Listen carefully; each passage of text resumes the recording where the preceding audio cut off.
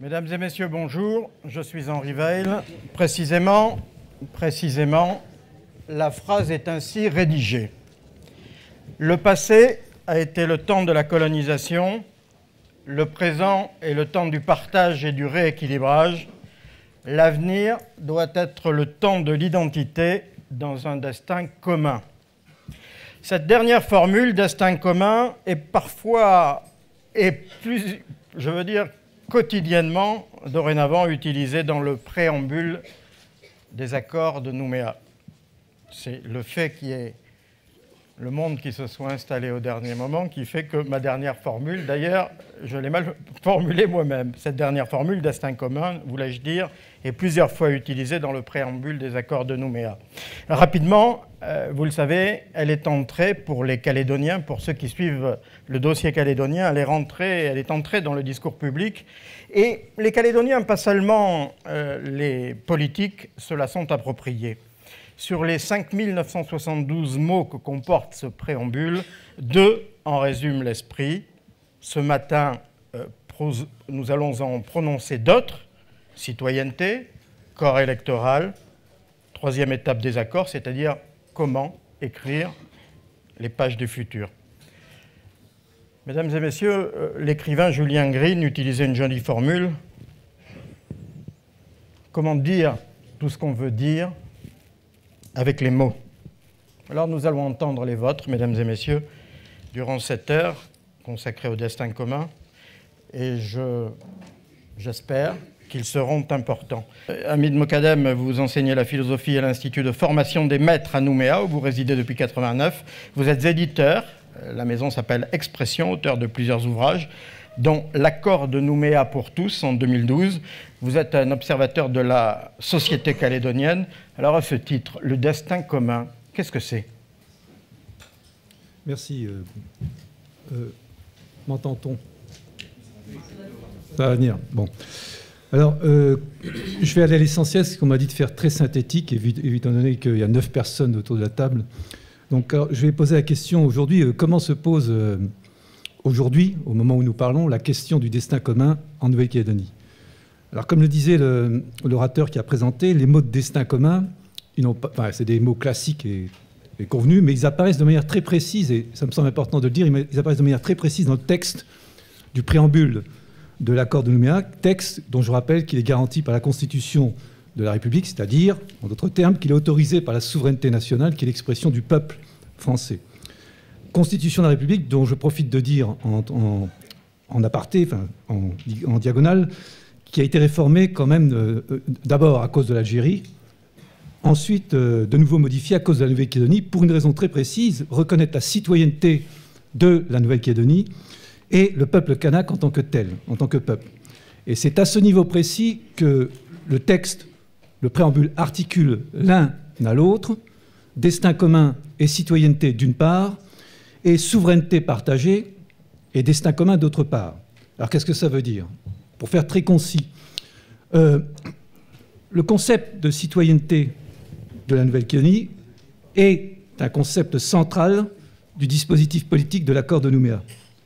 Et je pense qu'on peut dire, sans interprétation, qu'il constitue le point d'équilibre entre les communautés, et plus précisément entre les communautés de la Nouvelle-Calédonie et le peuple kanak, plus précisément l'ensemble des communautés. La citoyenneté se pose comme étant le point central du dispositif politique de pouvoir qu'est l'accord de Nouméa, comme étant le point d'équilibre entre le peuple kanak et les ensembles des autres communautés. Alors ça a comme conséquence 2 conséquences très précises.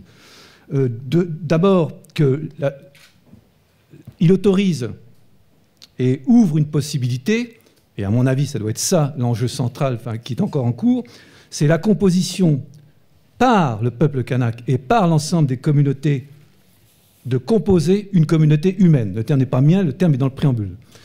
Deuxième conséquence, la durée, le devenir, la séquence d'événements que constitue l'accord de Nouméa, là on est en 2013, ça dure quand même plus de 15 ans, eh bien la durée de devenir est de construire entre peuple kanak et les autres communautés, en commun, un pari politique sur l'intelligence. C'est-à-dire comment composer une communauté humaine qui est composée par la puissance de décision du peuple kanak et de l'ensemble des communautés de Nouvelle-Calédonie, qui appartient en propre donc à ces communautés, C'est ce que le droit appelle les populations intéressées, à savoir le peuple kanak avec l'ensemble des communautés. Deuxième entrée très précise dans le préambule, là c'est citoyenneté et destin commun, c'est la question, et cela oblige à une conséquence c'est pas moi qui parle, c'est le préambule, de refonder un nouveau contrat social entre peuple et communauté pour qu'ensemble, peuple et communauté, puissent constituer une communauté politique. Ou en clair, une souveraineté qui est en cours, une souveraineté qui est en devenir, une souveraineté partagée. Donc on voit bien que destin commun et citoyenneté, destin commun et souveraineté apparaissent de manière très précise dans le préambule pour signifier, en fin de compte, ce qu'on appelle l'avenir de la Nouvelle-Calédonie. Quelles sont les clés du succès? Parce que c'est le thème. Alors moi, je vais faire très concis et très précis. Le rédacteur, dont Alain Christinat n'est pas exactement, comme l'a dit, c'est une des pierres de touche, mais c'est un texte collectif, texte qui a circulé entre FNKS, État et RPCR. Donc effectivement, il a du style, il a beaucoup de talent de génie, mais c'est quand même un texte qui a une nature singulière, qui est un texte collectif. Le rédacteur donc fonde le pari politique de la réussite de la construction de la communauté politique sur, et c'est ça qui est assez intéressant, les acteurs concernés, c'est-à-dire les populations intéressées, sur le peuple kanak et l'ensemble des communautés de la Nouvelle-Calédonie. Alors, cela suppose quelque chose qui n'est pas conceptualisable et qui a été dit par d'autres hier que moi. Ça suppose, je sais que ça va surprendre certaines personnes dans la salle, le patriotisme.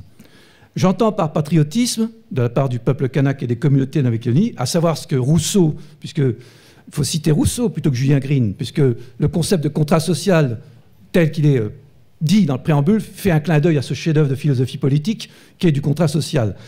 Rousseau, quand il parle de patriotisme, il dit c'est l'amour de soi. Le peuple kanak et les communautés de la Nouvelle-Calédonie aiment leur pays. L'amour de soi, ce n'est pas l'amour propre, ce n'est pas l'amour partisan, ce n'est pas l'amour d'un intérêt d'une partie. C'est l'amour de l'ensemble du pays qui prime sur la partie. Et ça me semble fondamental. Ça veut dire qu'une des clés de réussite de ce qu'on appelle destin commun suppose, de la part des peuples et communautés qui sont concernés, ce patriotisme. La deuxième chose que je voulais dire, et pour finir, pour être le plus concis, la question qui se pose actuellement, et qui est encore en cours, qui n'est pas une question qui peut être simplement résolue par des équations politiques ou mathématiques. Comment composer une communauté politique, et non pas simplement une communauté humaine, tenant compte des trajectoires différenciées des peuples et des communautés qui composent la Nouvelle-Calédonie. L'équation la plus difficile aujourd'hui, c'est de savoir, et elle est entre les mains des peuples et des communautés de la Nouvelle-Calédonie, comment composer ensemble, peuples et communautés, une même communauté politique. Voilà ce que je peux dire pour être le plus concis possible, parce qu'on m'a demandé de faire vite. Très bien. Je voudrais reposer la même question à trois politiques. Le destin commun, qu'est-ce? Comment le voyez-vous? Pierre Frogier, Paul Niaoutine, Sonia Lagarde, dans cet ordre. Pierre Frogier. Je vous remercie. Je voudrais bien sûr saluer tout d'abord toutes celles et ceux que j'ai l'honneur de rencontrer aujourd'hui, et souvent avec qui nous avons beaucoup de souvenirs en commun, même si ces dernières années, pour un tas de raisons, nous sommes un peu éloignés, mais c'est vrai que ça fait chaud au cœur en voyant les uns et les autres de se rappeler de moments intenses de notre vie politique et de notre vie en général que nous avons partagée. C'est sûr que cette question que pose Henri Vell est au centre de toutes nos démarches et probablement est au centre de ce chemin que nous avons emprunté ensemble depuis 1988.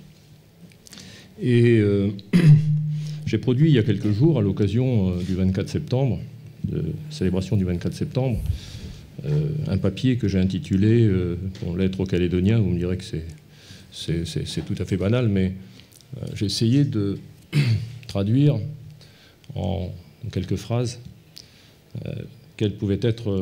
comment s'articulait le concept de citoyenneté avec celui de destin commun. Et je pense qu'il n'y a pas de communauté de destin commun ou de destinée commune si nous ne visitons pas ce concept de citoyenneté. Alors, citoyenneté, il y a celle qui est écrite aujourd'hui dans l'accord de Nouméa et qui est une citoyenneté par exclusion, et puis une autre à laquelle j'aspire, qui est une citoyenneté ouverte, la citoyenneté de la Nouvelle-Calédonie, et qui me paraît être la seule qui nous permettra d'aboutir. Et tout à l'heure, j'évoquais avec Jean-François Merle, il y a quand même du chemin qui n'était pas parcouru, oui, c'est vrai, mais ce chemin parcouru n'a pas de sens si nous n'avons pas la volonté d'aboutir au bout du chemin. Et donc, je suis persuadé que la construction de notre communauté de destin passe par cette citoyenneté calédonienne qui nécessairement doit être généreuse, attractive. Pour moi, citoyenneté, c'est créer des liens, c'est unir, rassembler. Cette citoyenneté qui permet de regarder ensemble dans une même direction et de porter des projets communs. Cette citoyenneté, elle doit être basée sur l'addition des valeurs que nous partageons en Nouvelle-Calédonie et qui nous permettent de trouver nos racines dans nos cultures respectives. Et quelles sont ces valeurs? C'est la liberté, égalité, fraternité, qui sont celles de la République française, mais aussi les valeurs d'accueil, de respect, d'humilité que porte la culture kanak, et enfin les valeurs de charité. Et je suis sensible à propos d'Amin Mokadem tout à l'heure quand il parle de l'amour de soi. Il s'agit bien de l'amour, je pense, au sens de l'agapé, et les valeurs de charité, d'espérance, issues de l'héritage chrétien que toutes nos communautés ont en partage. Alors là, ce sont des mots. Et puis je me suis dit, un jour, il faut donner une consistance à ces mots. Et c'est la raison pour laquelle j'ai proposé, peut-être pas avec un grand bonheur, je vous l'accorde, il y a maintenant plus de 3 ans, ces 2 drapeaux-là, qui flottent côte à côte. Parce que je me suis dit que depuis cette poignée de main que vous voyez là, qu'avons-nous fait en Nouvelle-Calédonie pour nous rapprocher et nous comprendre les uns les autres? Certes, chacun a beaucoup travaillé dans ses provinces respectives. Il y avait comme un contrat définitif. Le gouvernement de la Nouvelle-Calédonie à la majorité dite loyaliste, la présidence du Congrès à la majorité dite loyaliste. Et pendant ce temps-là, est-ce que nous nous sommes parlé? Quels sont les pas que nous avons faits, que nous avons entrepris les uns vers les autres? C'est une réponse qui n'engage que moi. Aucun. Aucun. J'ai eu aussi... j'ai pris l'initiative en 2011 de faire élire un indépendantiste à la tête du Congrès.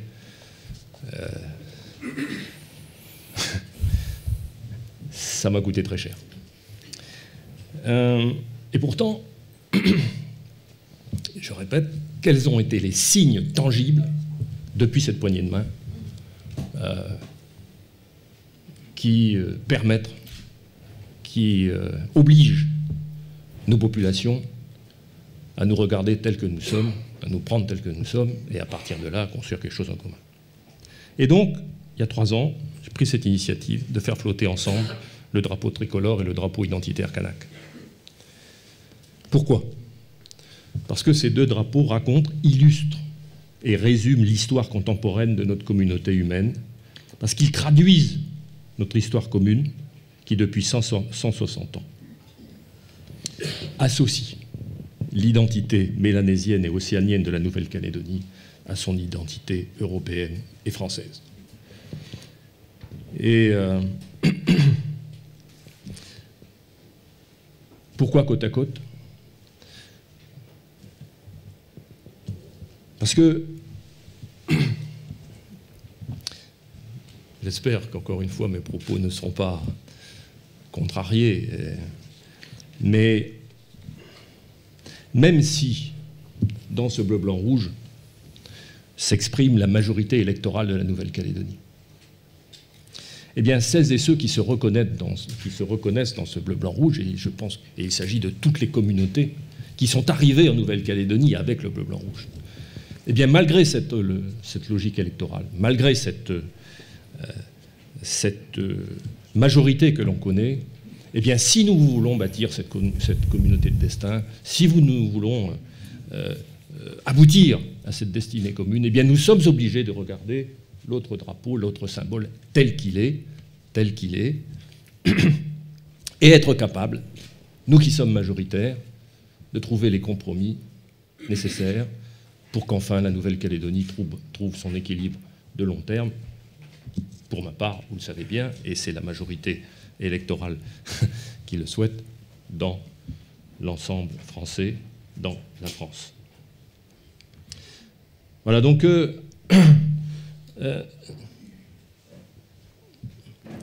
cette communauté de destin, cette destinée commune qui nécessairement se construira sur ces deux emblèmes, sur ces drapeaux qui, pour les femmes et les hommes, font partie de symboles, parce qu'un drapeau, c'est quelque chose dans lequel, bien sûr, les femmes et les hommes se drapent.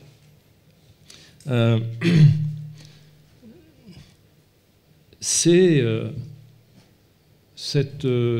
cet avenir commun de nos communautés qui, pour les uns, pour les Mélanésiens qui occupent cette terre depuis des millénaires, et puis pour les autres communautés qui, depuis 160 ans, sont arrivées, volontairement ou non, se sont installés et ont fait souche, sont aussi tous ceux qui, depuis, de gré ou des forces, par choix ou par amour, par passion, en raison des aléas de l'histoire, ont fait leur vie en Nouvelle-Calédonie. Aussi, je suis convaincu que dans l'esprit de l'accord de Nouméa, c'est la meilleure définition que l'on puisse donner des citoyens calédoniens, parce que cette définition n'entraîne aucune exclusion. Paul Niaoutine.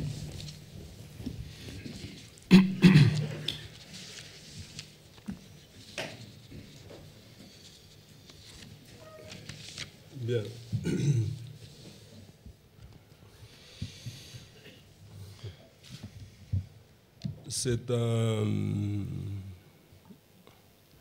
Ces mots qui sont mis en valeur ce matin, c'est le résultat de la négociation.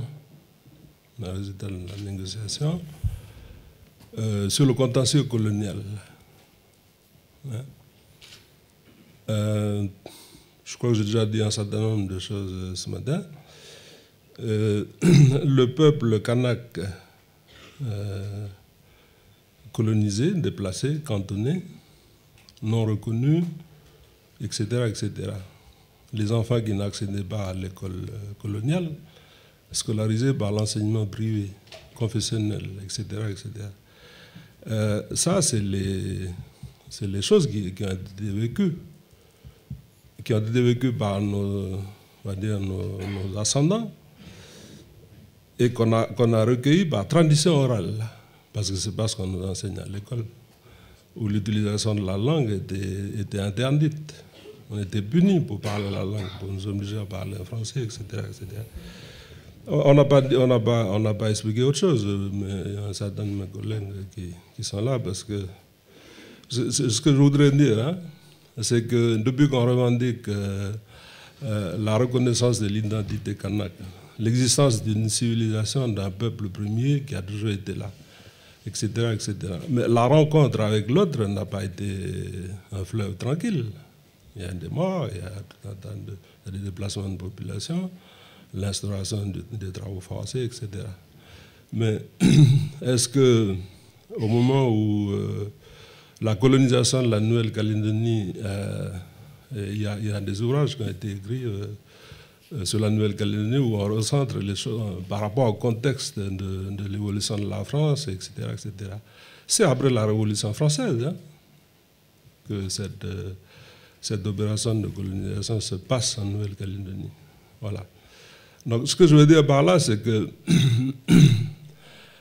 on s'est organisé majoritairement au niveau des Kanaks pour se battre pour la reconnaissance de notre culture, notre identité, le lien à la terre, etc., etc.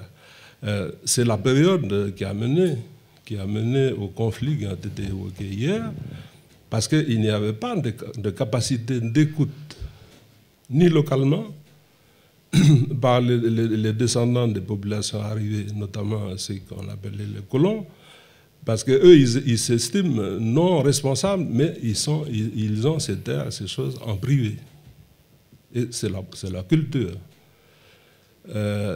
Je dis ça parce que hier, c'était quand même assez compliqué d'expliquer qu'il y avait des traditions, il y avait une vie sociale et économique, mais qui n'a pas la rationalité et l'entendement, enfin qui n'est pas accessible à l'entendement d'un homo ecumenicus, mais à cette époque-là, ce n'est pas encore un homo ecumenicus, c'est juste des gens qui se déplacent pour leur survie, ou qui ont été déplacés là-bas par l'Allemagne, pour l'Allemagne, etc., etc.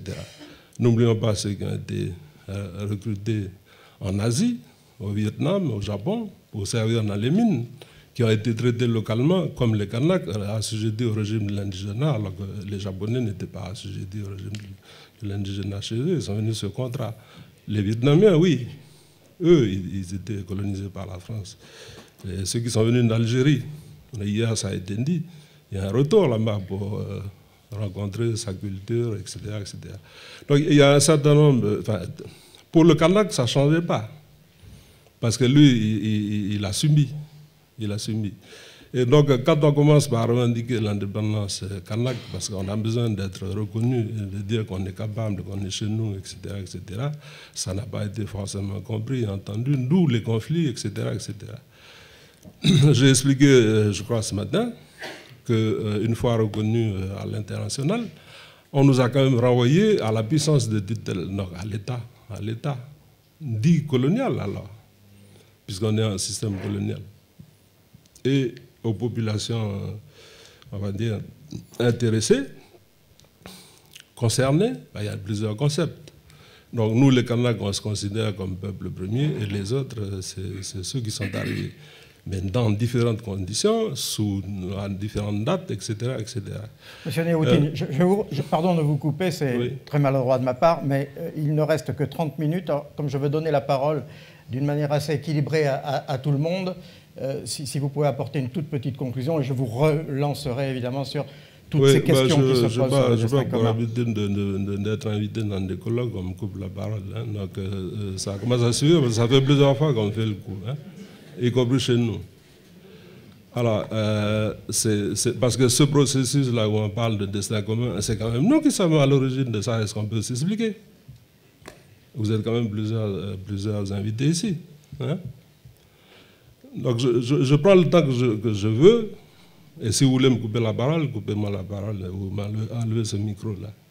C'est pour vous expliquer que ce destin commun et cette citoyenneté, c'est le résultat d'un compromis. On a renoncé à notre première revendication, l'indépendance kanak pour le seul peuple kanak, pour faire admettre qu'on existe et qu'il ne faut pas continuer à nous considérer, si on veut nous imposer de rester dans la France, il faut quand même quelque part qu'on commence par reconnaître, parce que la pratique de l'hospitalité, tout ça qui a été évoqué, mais nous, on le fait traditionnellement. On le fait traditionnellement. Et même quand la France nous a occupés, cantonnés, on n'a pas... Donc c'est quand même ça la réalité. Donc le destin commun, ce que je veux dire par là, c'est que nous, on a fait le compromis. Nous, on a fait le compromis d'accepter la citoyenneté de la Nouvelle-Calédonie, élargie aux autres communautés, et le destin commun, c'est une concession que chacun doit faire. Mais est-ce qu'on est acteur de ce mot qu'on a approuvé à 72%? Est-ce qu'on est acteur? Donc pour être acteur, ce n'est pas d'abord une déclaration d'intention, c'est au quotidien. Et nous qui vivons dans l'intérieur, en tous les cas sur la Grande Terre, ben, les non-Kanaks qui sont avec nous dans le Nord, on fait la pratique de ça. Donc, progressivement, depuis l'accord de Nouméa, on se retrouve à organiser des choses en commun au niveau de notre commune, etc., etc. Donc c'est ça qui est important. Ce n'est pas une définition juridique, ce n'est pas une définition politique. C'est vivre ensemble, le vivre ensemble, la citoyenneté, c'est la vie de la cité. Donc est-ce qu'on se sent... Quelqu'un a dit hier, je crois, dans une intervention, que c'est une... je sais plus le mot qui a été utilisé. C'est une... Enfin, je ne sais plus exactement. Quelque chose qui dit qu'il faut qu'on prenne la responsabilité de le faire. De le faire. Donc pour ce qui concerne les indépendantistes kanaks, qui sont co-signataires de cet accord, ce n'est pas seulement des symboles, ce n'est pas une déclaration d'intention, c'est qu'il faut qu'ensemble, on prouve que, je veux dire autrement, ceux qui sont venus en Nouvelle-Calédonie et qui s'approprient leur propre histoire, je crois que c'est le mot appropriation qui a été utilisé, il faut qu'ils arrêtent de se considérer comme venant d'ailleurs. Comme dans le sud, je disais hier, c'est les Kanaks des îles du Nord qui sont dans la ville. Il faut qu'on arrête de dire qu'ils viennent du Nord et des îles. C'est des citoyens calédoniens. Donc si nous sommes citoyens calédoniens, on doit se contraindre à agir dans le sens de, non pas d'additionner des valeurs, le mot que Pierre a utilisé, non, de vivre ensemble certaines valeurs qu'on veut bien partager. Hein, qu'on veut bien partager. Une addition, c'est une addition. Donc ça veut dire chacun de son côté. Bien sûr, les valeurs culturelles resteront différentes, les références culturelles. Mais qu'est-ce qui peut être commun pour construire un destin commun? Et commun, ça ne veut pas dire juste côte à côte, comme on a vécu pendant des décennies. C'est des choses qu'on accepte de vivre ensemble. Et on se distingue sur d'autres choses qu'on ne peut pas partager, mais qui font partie de la culture originelle des uns et des autres. Et les politiques publiques doivent traduire cette perspective. En tout cas, c'est le positionnement qu'on a adopté et qu'on explique là où on est. Voilà, merci. Sonia Lagarde, destin commun ou destin et ou partagé? Alors je préférerais... Ça marche? Je préférerais personnellement destin partagé, parce que destin commun, on en parle beaucoup et finalement ça devient très commun. Et je crois que au travers du mot partagé, il y a bien évidemment le mot partage. Cela dit, une fois qu'on a dit ça, qu'est-ce que c'est le destin commun ou qu'est-ce que c'est le destin partagé? Je crois que, pour rejoindre ce que disait Paul Néaoutine à l'instant, et il avait raison, il faut d'abord être acteur, parce que chacun doit prendre ses responsabilités, parce que ça doit nous amener à vivre ensemble, parce que c'est ça, le destin commun. Comment on fait pour vivre ensemble? Comment on fait pour connaître l'autre? Comment on fait pour se comprendre? Et je crois qu'il reste encore beaucoup de chemin à faire, parce que parler de destin commun, ce n'est pas un coup de baguette magique, et ça se joue sur des générations. Ce que je voudrais dire, et ce qui m'a vraiment frappé, et Lipouagoun est à côté de moi, mais au congrès de la Nouvelle-Calédonie, il y a eu quelques rencontres à l'occasion du 25e anniversaire des accords. Et j'ai assisté à une conférence à laquelle participait Lipouagoun. Et en parlant des Lipouagoun, il est à côté de moi, il pourrait le faire mieux que moi.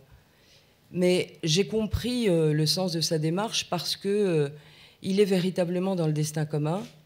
Moi, voilà, sans embâche, je dirais qu'on a chez nous un Nelson Mandela. Pourquoi je dis ça? Parce que quand on voit le parcours de certains hommes et les difficultés qui ont été les leurs, des périodes de leur vie où il y a eu une revendication très forte. Et j'en terminerai là-dessus pour dire que ce que j'ai retenu des Lipouagoun, c'était de dire j'ai vécu des années à côté d'Européens.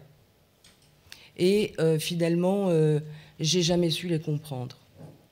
Et puis j'en suis arrivée à finalement comprendre et à faire en sorte qu'ils deviennent mon ami. Et ça va dans les deux sens. C'est pas dans le sens Kanak, Caldoche, c'est dans le sens Caldoche, Kanak. Ça va absolument dans les deux sens. Et je voudrais dire que pour réussir ce destin partagé ou ce destin commun, il faut véritablement qu'on soit acteur tous les jours, mais aussi qu'on crée des passerelles. Et je crois qu'en Calédonie, il n'y a pas suffisamment de passerelles, et en particulier au travers de la culture.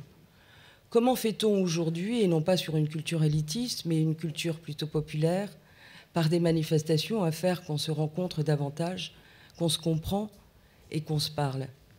Si j'observe la ville de Nouméa aujourd'hui, on a eu tendance à segmenter les quartiers. C'est pas comme ça qu'on va réussir. Et enfin, pour revenir sur l'épisode du drapeau, parce que si le vivre ensemble appelle les uns les autres à se respecter, eh ben, il faut que les politiques ils se respectent aussi. Et c'est tout en respectant Pierre Frogier et les propos qu'il a tenus et le drapeau en particulier. Moi, je ne vais pas du tout dans ce sens-là parce que quand je parle de passerelle, je me dis qu'on a raté une occasion extraordinaire. Alors Pierre a sa version des faits, moi j'en ai une autre. C'est celle de dire que travailler le destin commun, c'était peut-être déjà essayer d'avoir ensemble quelque chose qui nous rassemble et pas quelque chose qui nous divise. Et moi, je reste profondément ancrée là-dessus parce que on a toujours, en Calédonie, on cohabite et on n'habite pas véritablement. Et je crois que la démarche qui aurait été celle, alors certes, elle a été avortée, mais on aurait pu continuer à essayer de trouver quelque chose qui véritablement nous rassemble parce qu'il n'y a rien de plus fort que ce symbole. Et qu'aujourd'hui, de vouloir mettre un drapeau français, tricolore, mais qui a été aussi l'objet d'un compromis, quoi qu'on dise, puisque le bleu et le rouge étaient bien la couleur des révolutionnaires, et c'est Lafayette qui a, alors que le blanc était le symbole de la royauté, qui fidèlement, un jour après la prise de la Bastille, a dit « on va mettre du blanc ». Et Louis XVI s'est accaparé le blanc. Donc ça a été aussi l'objet d'un compromis.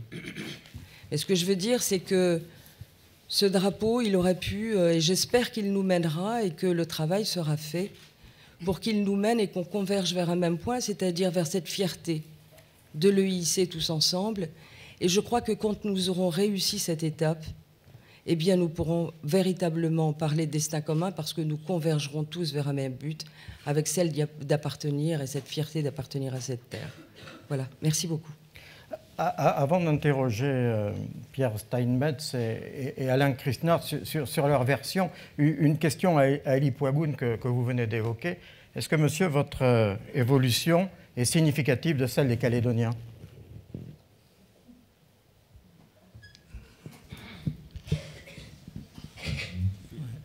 Oui, bonjour tout le monde.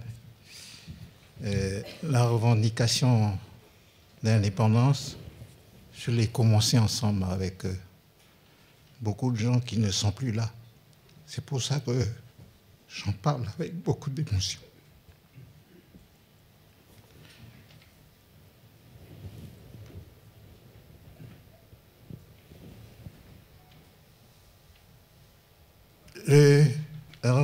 Cette revendication d'indépendance, c'est le combat du peuple kanak pour retrouver sa dignité et sa liberté. Ce combat a été mené avec le Front indépendantiste au départ et ça a été continué avec le FLNKS. Elle a abouti aux événements de 1984-1988. Les indépendantistes et les non-indépendantistes se sont affrontés dans des actions violentes qui vont secouer profondément notre pays. Beaucoup de nos familles ont vécu ces événements dans la douleur et les larmes. C'est pour ça que j'en parle avec beaucoup d'émotion. Le 26 mai 1988, Jacques Lafleur et Jean-Marie Thibao se sont serrés la main. Et il y a eu les accords de Matignon-Oudinot en 1988 et celui de Nouméa en 1998 qui ont permis de tourner la page de l'affrontement et de la violence et d'ouvrir une nouvelle période de paix et de construction. 25 ans, et ça c'est mon point de vue personnel, 25 ans après la signature des accords de Matignon et 38 ans après le début de notre combat pour l'indépendance en 1975, je voudrais dire les choses suivantes. Nous, Kanaks, nous avons retrouvé notre dignité. nous avons récupéré la plus grande partie de nos terres qui fait la base de notre culture. Nous avons acquis une grande partie des pouvoirs politiques avec le transfert des compétences qui permet à nos élus d'exercer le pouvoir dans les provinces, dans les communes, au Congrès et au gouvernement. Dans les années 1970, pour justifier notre combat pour l'indépendance, nous avons souvent parlé de l'absence du Kanak dans tous les domaines, dans tous les secteurs de la société. La vie sociale, la vie économique, au niveau politique, au niveau culturel. Et qu'il était uniquement présent dans deux domaines, au niveau sportif et dans les églises.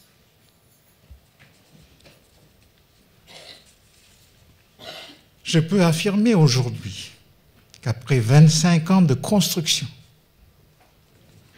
nous sommes présents maintenant dans presque tous les domaines.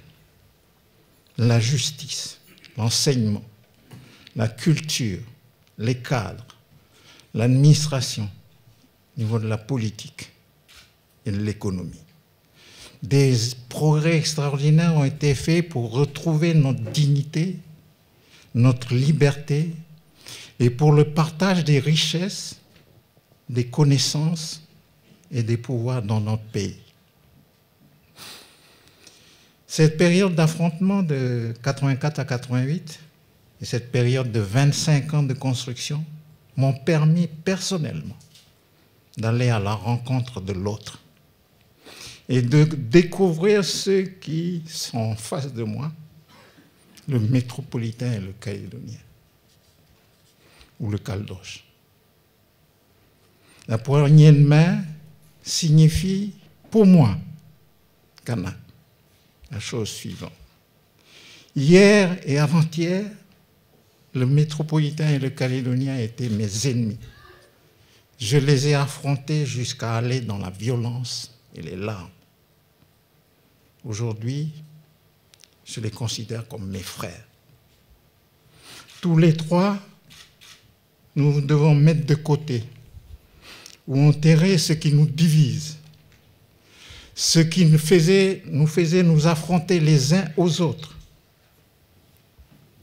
Nous devons mettre de côté les choses qui divisent, comme le racisme, les discriminations, le mépris, la domination, l'exploitation, et mettre ensemble des valeurs qui nous rassemblent et qui nous font grandir dans notre humanité,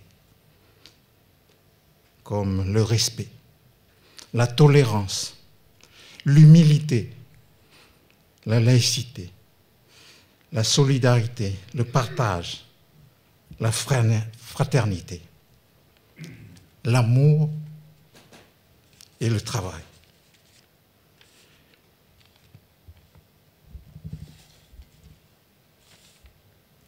Notre humanité a beaucoup souffert pendant toutes ces années.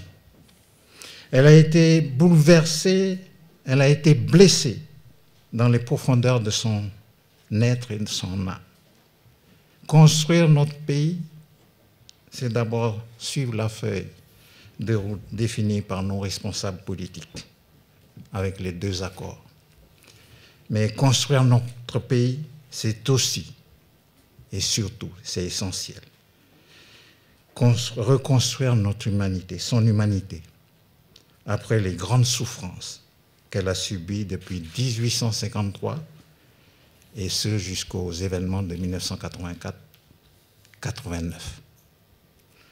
Cette humanité, moi, personnellement, je l'ai rencontrée tous les jours avec les jeunes, au collège, au lycée, à l'université, aux juvénales lycéens, dans les tribus. Je l'ai côtoyé dans mon combat sur les droits de l'homme, à la Ligue et les associations. Elle est d'une richesse extraordinaire. Cette humanité a besoin de notre amour, à tous, pour se reconstruire, grandir et être encore meilleur et continuer son chemin vers le futur. Elle a besoin que nous soyons tous unis, qu'on s'élève au-dessus de nos divisions partisanes pour construire ensemble ce pays dont tous les jeunes ont besoin.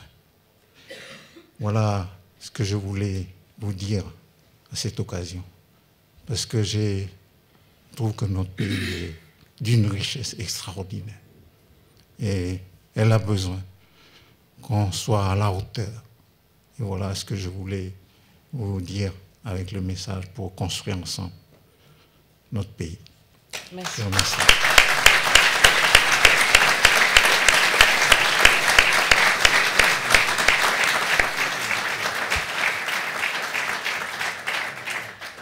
Alain Chrisnart, le temps de la construction est arrivé, mais laquelle?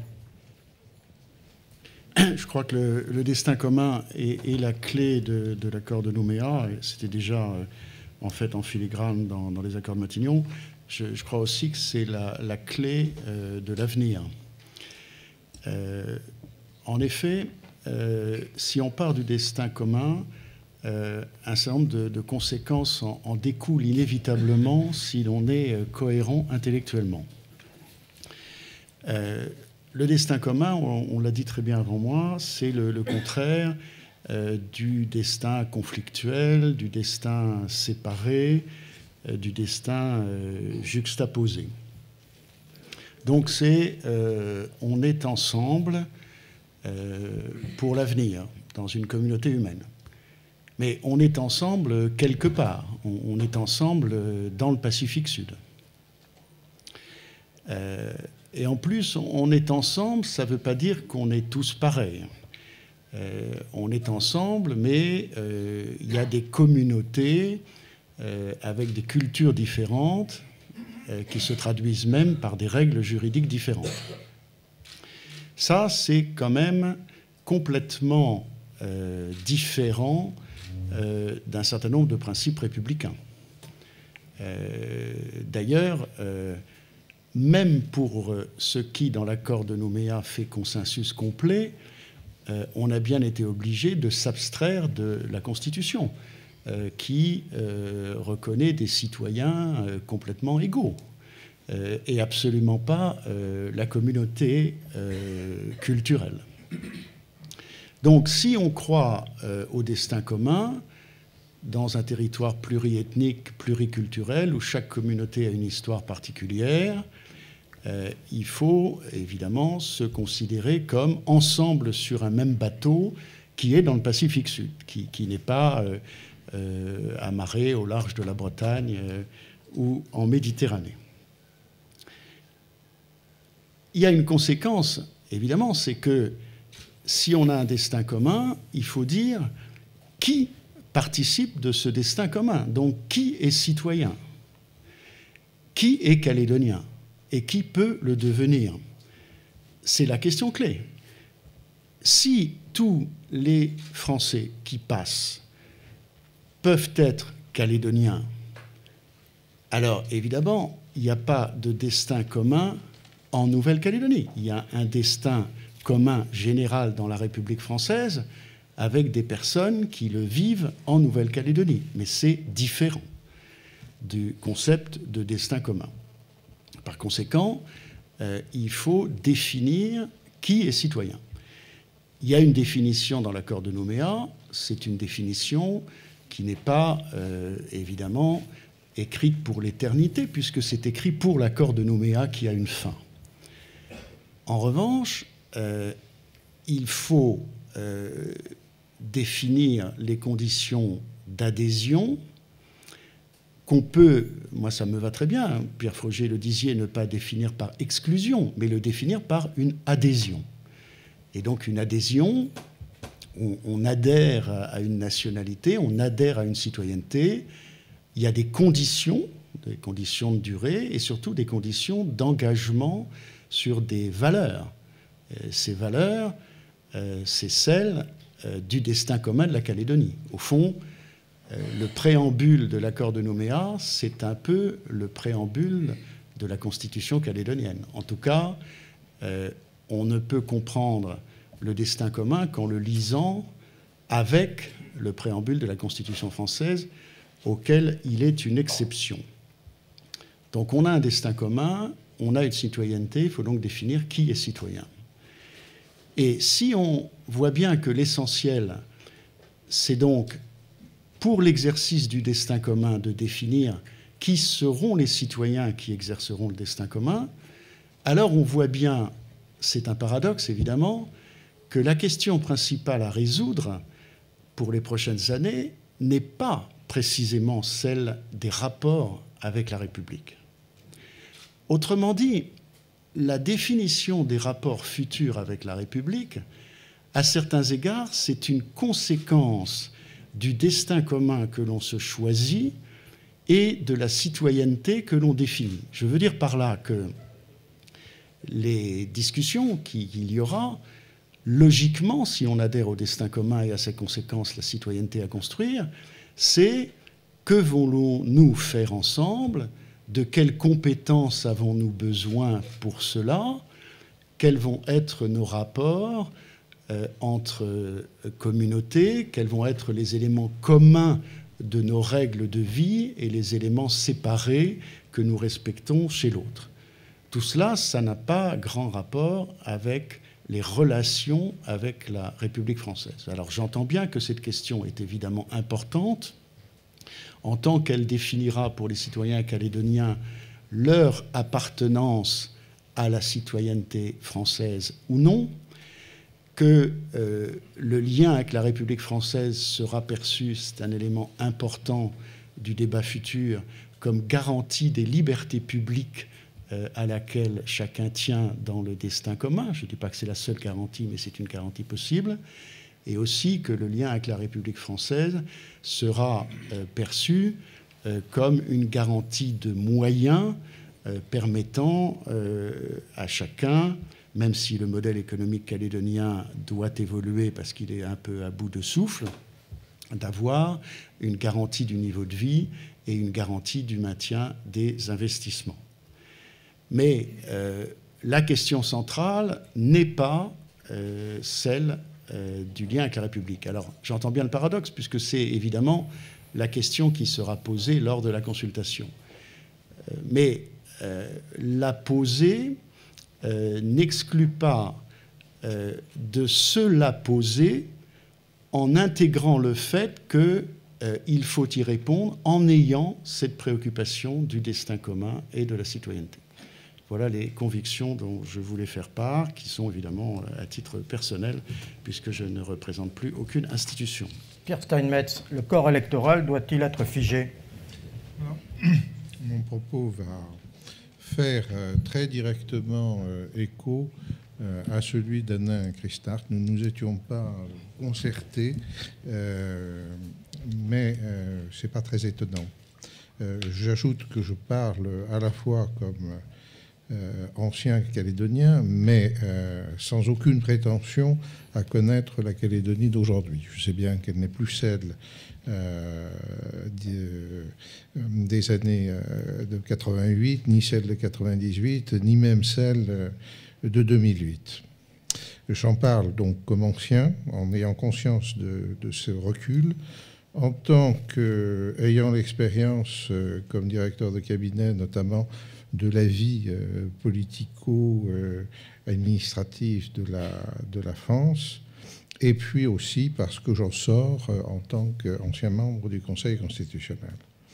Et je dirais, comme Alain, ça fait 30 ans que je le répète, la question n'est pas principale n'est pas celle des rapports de la Nouvelle-Calédonie avec la France. Et si le référendum le pose en ces termes, c'est parce qu'on vient d'une société coloniale. Mais nous ne sommes plus Nous ne sommes plus à l'époque de l'expédition de Suez ni de Bandung, pour dire les choses simplement. Les problèmes qui sont à régler, ce sont des problèmes d'équilibre intercommunautaire et, il ne faut pas l'oublier, intra-communautaire.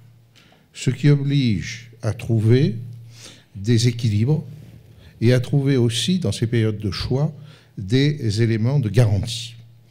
Alors, ces équilibres, ces garanties, elles peuvent être trouvées soit au sein de la République française, soit avec la République française. Si c'est dans le premier cas, il faudra trouver les accords, les équilibres, les garanties dans le cadre de la Constitution. Si c'est avec la République française, ce sera dans le cadre d'un accord international, avec éventuellement des modifications constitutionnelles correspondantes. Alors, il est sûr que le cadre de la Constitution, je ne reviens pas dessus parce que Alain l'a expliqué très clairement, a ses rigidités. Et le fait qu'un citoyen français soit partout sur le territoire national dans la même situation, ça fait partie du cœur du pacte national. Donc il serait illusoire de se dissimuler qu'il y a là un point important. Mais je crois comme lui que c'est un point final. Alors il y a eu, pour vaincre ces difficultés, des dérogations à la Constitution. Les accords de Nouméa sont dérogatoires à la Constitution française, et c'est pour ça que la Constitution y fait référence, explicitement. Mais elle y fait référence dans un chapitre qui est marqué « dispositions transitoires » et qui donc ont vocation à disparaître. La période transitoire peut toujours être prolongée, mais enfin, ça reste quand même quelque chose de transitoire. Alors, ce que je voudrais dire, et ça rejoint exactement la conclusion d'Alain, c'est que ce qu'il faut d'abord, c'est trouver les équilibres, de trouver les garanties. Et puis, ensuite, choisir le cadre institutionnel qui sera le mieux approprié pour permettre la mise en œuvre de ces équilibres ou ces garanties. Pour prendre une image, la Calédonie est a fait un chemin considérable. Elle a encore un très long chemin à faire. Elle est en train de constituer son bagage pour faire ce chemin. Il faut constituer le bagage et ensuite choisir la valise. Et pas choisir la valise pour ensuite faire rentrer les bagages. Pardonnez-moi, c'est un peu trivial, mais c'est là aussi ma conviction profonde. Pour des choses plus noblement, il ne faut poser les questions de principe que quand on a les solutions concrètes. Quant au corps électoral et son gel, c'est une question ? C'est une question. J'ai donné ma réponse. Parfait. Sans être grandiloquent, Simon Louécotte, le Congrès qui va sortir des urnes en 2014 répondra-t-il face à l'histoire ? Ou doit-il répondre pour les jeunes générations, donc face à l'histoire ? Face à l'histoire, c'est un peu prétentieux. C'est certes la dernière élection du dernier mandat prévu qui s'inscrit dans le cadre de l'accord de Nouméa. Mais je voudrais, peut-être avant de traiter le sujet, revenir sur les propos qui ont été tenus par Élie Poigoun tout à l'heure. Je le remercie d'ailleurs d'avoir parlé avec son cœur, d'avoir décrit les choses, comment elles se sont passées depuis longtemps. Je le rejoins totalement dans ses propos. La Nouvelle-Calédonie est suffisamment riche de son histoire. Le monde est suffisamment riche de son histoire, d'exemples, pour que nous nous préservions de faire dans la contrition. Nous devons tout exploiter, tous nos acquis, tout ce que nous avons vécu ensemble, pour construire la Nouvelle-Calédonie. Parler de destin commun, exercice difficile, destin qui par nature est inconnu. Le destin qui par nature est inconnu, on demande de faire un destin commun. Exercice extrêmement difficile. Sommes-nous armés pour le faire ? Y a-t-il un mode d'emploi ? Ça n'existe pas. Mais nous avons une richesse qui découle de notre propre histoire. L'histoire des premiers occupants, l'histoire de toutes celles et tous ceux qui sont arrivés en Nouvelle-Calédonie, l'histoire récente de la Nouvelle-Calédonie. on veut 25 ans après essayer de tirer un bilan. Où est-ce qu'on en est? Qu'est-ce qu'il faut faire pour le destin commun? Est-ce que les destins communs, ça va s'arrêter un jour? Est-ce qu'on va dire, est-ce que dans 15 ans, on aura fait le destin commun? Non, c'est quelque chose qui se vit au jour le jour.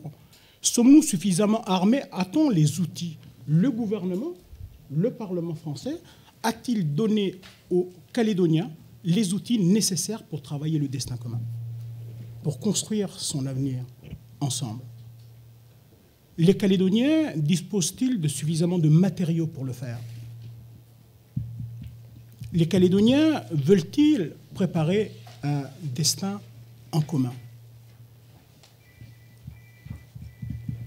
Parler des prochaines élections, est-ce que ça va marquer l'histoire? Je disais tout à l'heure, c'est un peu prétentieux. L'exercice, la pratique de nos institutions nous enseigne un certain nombre de choses. Il y a certainement encore beaucoup à faire. La jeunesse calédonienne, qui est une véritable richesse, qui vit en métropole pour beaucoup d'entre elles, qui vient ici faire des études. Pour beaucoup, ils sont en Nouvelle-Calédonie, beaucoup d'autres partent ailleurs, ils reviennent avec des expériences multiples. C'est tout ça qu'il faut exploiter ensemble dans la construction du destin commun de la Nouvelle-Calédonie. Personnellement, je ne m'interroge pas, je ne me pose pas cette question. J'assiste beaucoup en ce moment avec des séminaires qui sont organisés par le Sénat coutumier, qui veut prendre à bas-le-corps un certain nombre de problèmes qui sont propres au Kanak et qui veut le rendre plus lisible, qui veut le rendre adaptable au mode de vie de la Nouvelle-Calédonie, au développement de la Nouvelle-Calédonie. Quoi de mieux? On peut aussi parler de destin commun. On n'est pas au bout du chemin. Il y a encore beaucoup à faire. Ce que je retiens, moi, tout simplement, de ces échanges, de ces rencontres, c'est d'une richesse extraordinaire et que donc il n'y a pas lieu, me semble-t-il, aujourd'hui, de se poser 1001 questions. La Nouvelle-Calédonie, chemin faisant, prépare et construit son avenir en commun. Hilarion Vandégou, Pierre Steinmetz et Alain Christnart le disaient, la nécessité politique, c'est de trouver des équilibres. Est-ce que la situation ne reste-t-elle pas aujourd'hui fragile? Oui, il faut la travailler.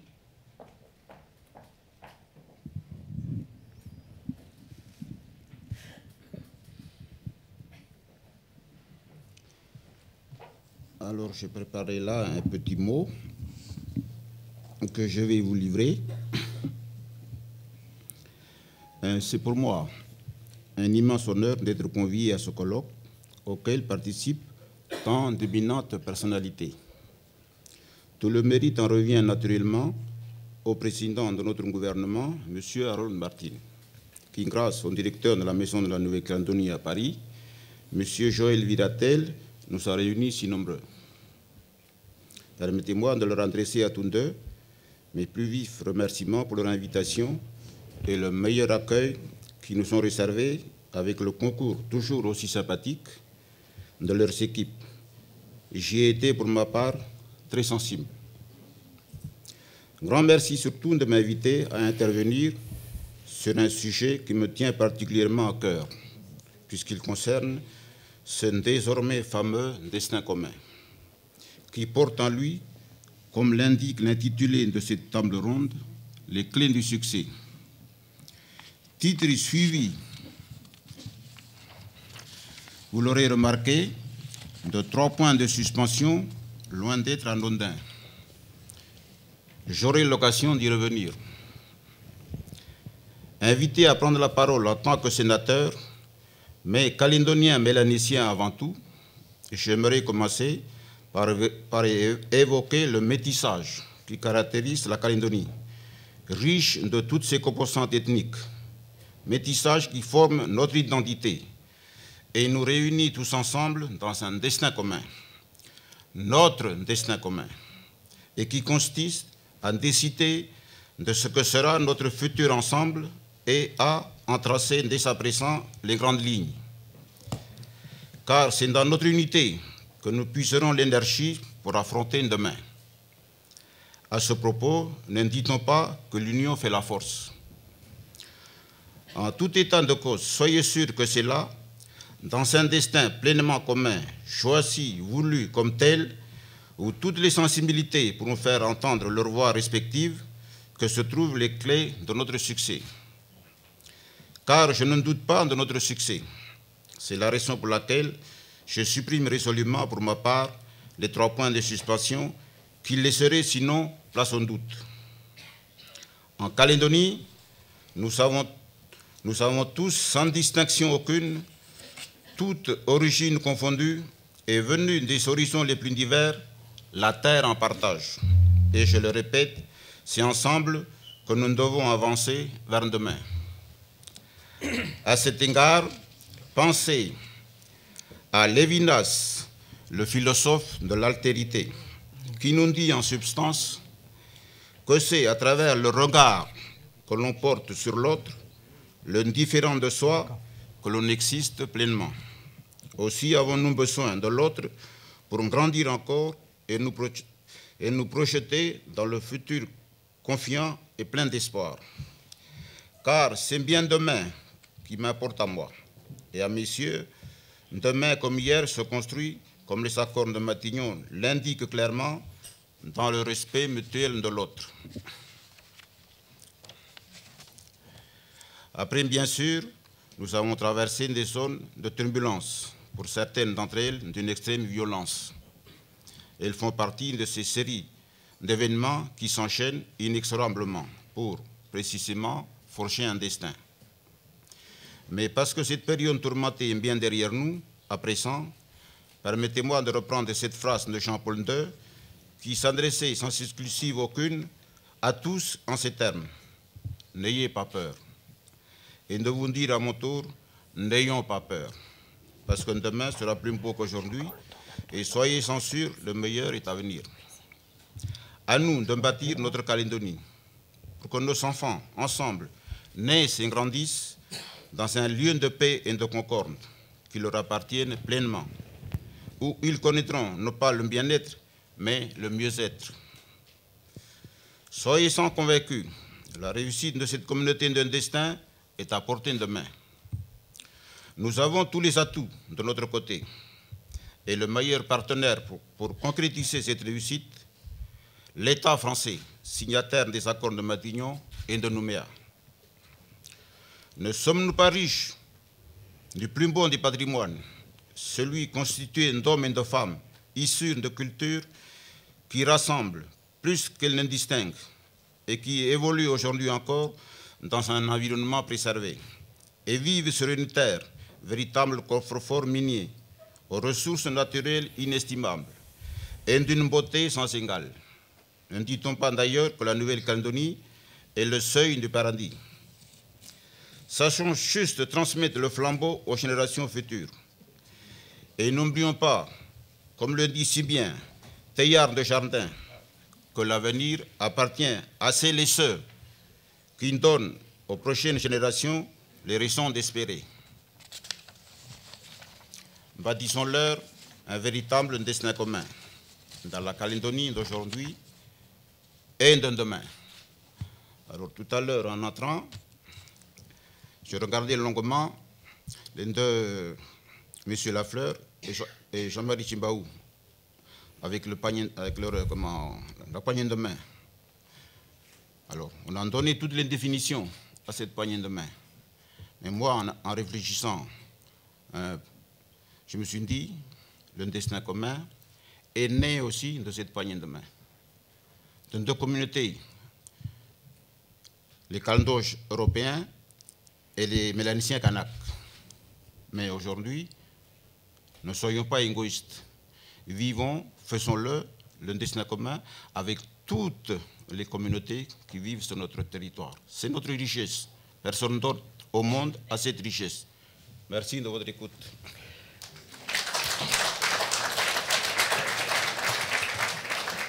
Merci beaucoup pour vos témoignages, merci pour les réponses à ces questions.